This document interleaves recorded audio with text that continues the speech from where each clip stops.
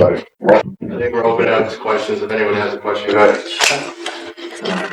Kyle, welcome to Los Angeles. Thank When you think about making this decision, what made the city, this team so appealing? And can you just talk about how this all really came together for you?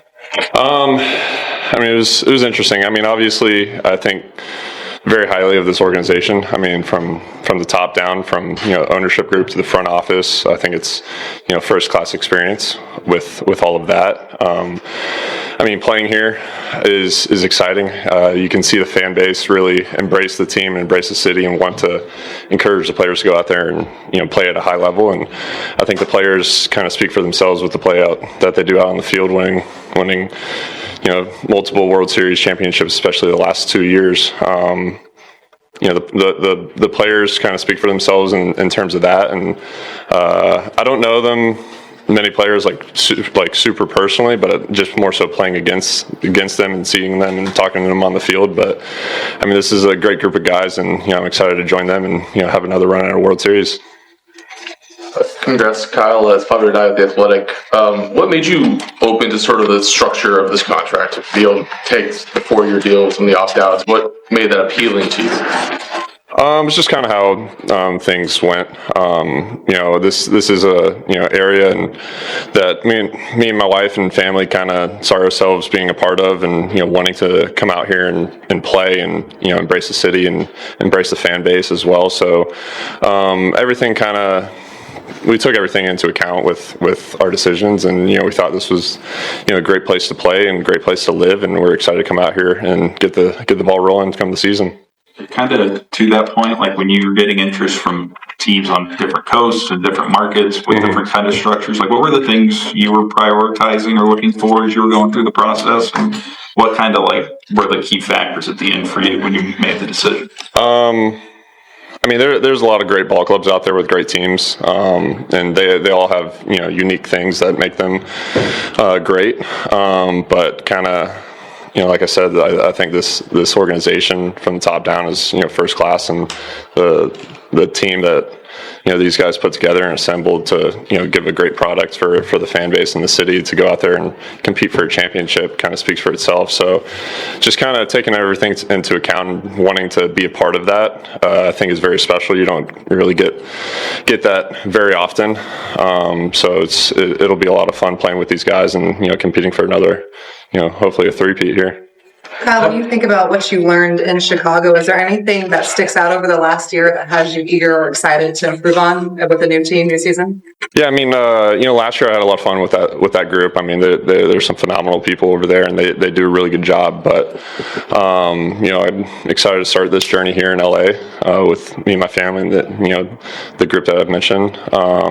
So, I mean, in baseball, same thing with everything in life. You can always get better at the little things, and I think that's what this team is really good at. The little things that kind of separates yourselves from other teams and other players, and can really make a difference throughout the course of a season, the course of a playoff. So, I'm just trying to get it better in every aspect, whether it's base running, defense, offense.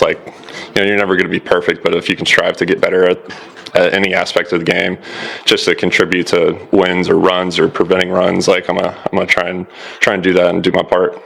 Follow up. What about your specific skill set do you think best complements this lineup?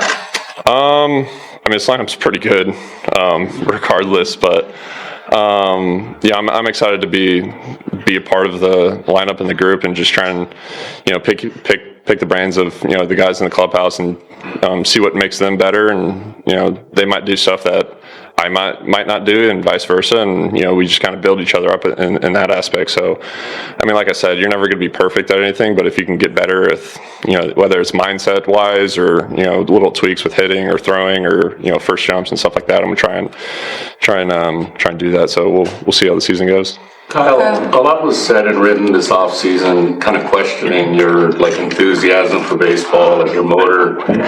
When you hear or read stuff like that, what do you think? And I guess, is there any validity to any of those questions? I mean, I don't read into it a whole lot. I mean, I know what I I try and do out on the field and what I bring to the clubhouse. And, I try and do my best out there regardless of how I feel or, what the situation is. I'm going to try and go out there and win games, whether it's, if you're struggling throughout the season, if you're able to move guys over or get, hit a ground ball to second to get a guy in from third or draw walks and make pitchers work or make a play on defense, like little things like that can add up to, a lot of wins throughout the season. And some of the stuff might not show up on a scorecard, but guys in the clubhouse and front office kind of notice little things like that. So I just try and black out noise, anything like that. But I'm fired up to. I mean, I've been playing in the playoffs for a while now, so I mean, there's nothing that really beats that and the excitement that comes with that. So I'm excited to continue that here. Why do you think people have that impression of you?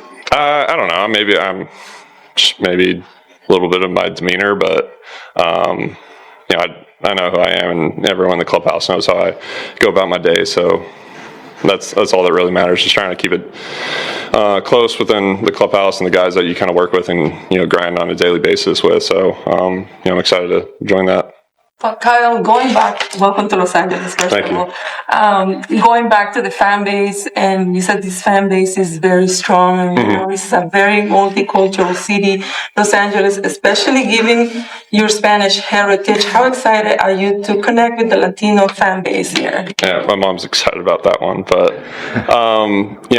this fan base is exciting. I mean, you can, whether you're walking around the streets or driving around to different parts of LA. I mean, even when we go on the road, the fan base travels really well and supports this team. So I'm excited to kind of experience that and be a part of it. So I'm looking forward to opening day here, and obviously spring training starts a little before that, so you get a little bit of a taste of that. But I don't think there's anything like when the season starts. And I mean, obviously you guys are going to be bringing out the rings and everything, so that'll be cool to watch, and hopefully next year I'll be part of that. But was coming here to a team that has as many star players as they already do, kind of whatever shares the load a little bit of just the expectation and pressure. Was that part of the appeal here, was knowing just kind of the roster they already had and kind of how you can fit into it? I mean, somewhat. I mean, this team obviously is very good. And I'm just excited to be a part of that group and just trying to build myself up on, a personal level, but also contribute with everyone else. I mean, obviously, I think playing for a winning ball club, which this team is it just makes it a lot more fun. It makes it exciting, to go out there every single day. I mean, we play so many games that, can kind of get to you a little bit, but I mean, working with this group of guys, I think it's going to make it a lot of fun throughout the whole year. Kind of related to that, Dave, have you thought about how you might construct your batting order now that you have, someone else with a lot of pop, you can go near the top? Yeah, so Kyle's in the hot box, right in the hopper right now. So I think for me, I was talking to Gomer and Andrew just recently, and it's just fun to kind of think about, where Kyle's going to hit in the lineup, and obviously he'll be in right field, and Teo's excited about playing left field. He'll be in the top third. I don't want you guys to hold me to it right now, but, second or third seems to make sense. Kyle, there's a lot of stars on this team. Did you get a chance to reach out to any of them, and just what was their message about what it's like to be a star for this organization? Yeah, I've had a few guys. I've talked with a few guys. I've saw Muncy and Shohei here today. Met some of the medical staff and front office, and actually put a name to a face, and being able to be in front of them is really cool. Had a few guys just kind of text me saying that how excited that I'm joining the team, and kind of vice versa. So we were just on FaceTime with Freddie, who's telling me not to do anything stupid. So I was like, you're good. I'm good with that. So I'm excited. This is a great group of guys, and I'm excited to get to know them a little bit better, and get to playing with them on the field. You wore 30 for your career. You're switching to 23. The way Dave's career is going, probably no more 30 again in this organization. What was the reason for going to 23? Kind of the same thing with Doc. I'd give him a call just to give a shot in the dark. I kind of knew his reasoning behind having number 30, but I was like, I'm just going to take a shot in the dark here and see what happens. I wasn't necessarily expecting it, but, kind of in the same sense with him, with me going to 23. Him looking up to more Wills and kind of being his mentor and everything coming up, and him wanting to wear that for him kind of the same thing with me with 23 with, Michael Brantley. He was kind of the guy I'd hung out with a lot, coming up in Houston with, and, he was a phenomenal ball player and, one of my close friends. So that played a big part into, my choice going with that. Dave, you wouldn't give him your number? No, It's understandable. It's totally fine. it wasn't. It was one of those things that it was a fun conversation that Tuck and I had, and it was just more of Maury and I have had such a great relationship, and one of the things that he was like, "Gosh, before I die, when I die, I hope that no one else wears that number," and so it's really near and dear to me, and so we talked about it. Yeah. Obviously, Tuck's agent Jason Romano had that same relationship with me and Maury, so yeah. Brandon, when did this signing really start to strike you as a possibility, a reality, and when did it sort of come together in the last few hours? Especially, obviously, you have Steve Cohen kind of tweeting about smoke and stuff like that. Yeah, I mean, obviously, Kyle being one of the few free agents that we felt like could, really impact our club.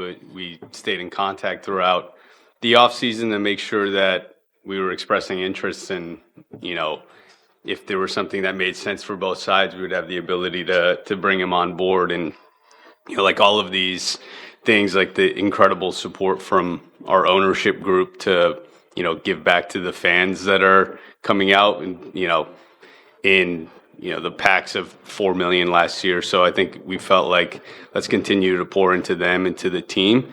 And when we had the opportunity to do it, and this was a real chance to fill a hole that would really impact our team, we did it. So it was one of those things where we were kind of waiting around and being in contact, and then it came together pretty quickly over, probably 5 to 7 days. Kyle, in previous years or in this offseason, what did you admire from afar about the Dodger organization? I mean, like I said earlier, I think this team kind of speaks for itself with what they do out on the field. Obviously, playing here is a little challenging in the fact that you got to go against a really good lineup and pitching staff, and obviously Doc does a really good job at managing, situations that happen throughout the game, and then the fan base I think does a really good job backing the players and the team behind them. So, that's some of the stuff that I really admire about this organization, the team, and the city. So, a lot of that kind of played into why I wanted to come here and be a part of this. Kyle, there was a report yesterday that some of the owners saw your contract and said basically, that's it, we got to go for salary cap now. This guy's contract is doing it.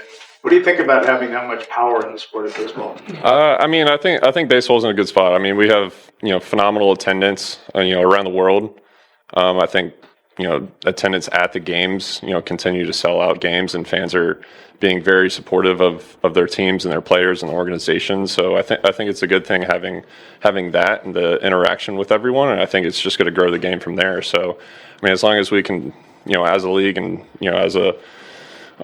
as players, if we can just continue growing the fan base and having fun with it, and continuing to have that interaction between the organizations and the fan bases, I think it's good for baseball. I got time for 2 more. Once you heard what the Dodgers offer was it a pretty easy decision from there, or at the end were you still kind of debating between all the options you had closely? Obviously it's a big decision, so you still got to weigh out everything.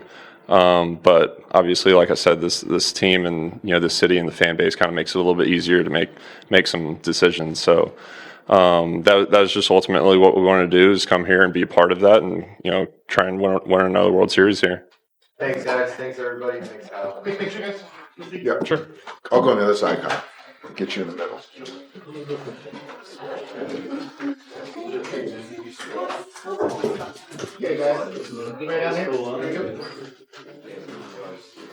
今オフのドジャースの主な補強は、クローザーのエドウィン・ディアス投手のみとなっていましたが、今年のフリーエージェントのスター選手をさらに獲得しました。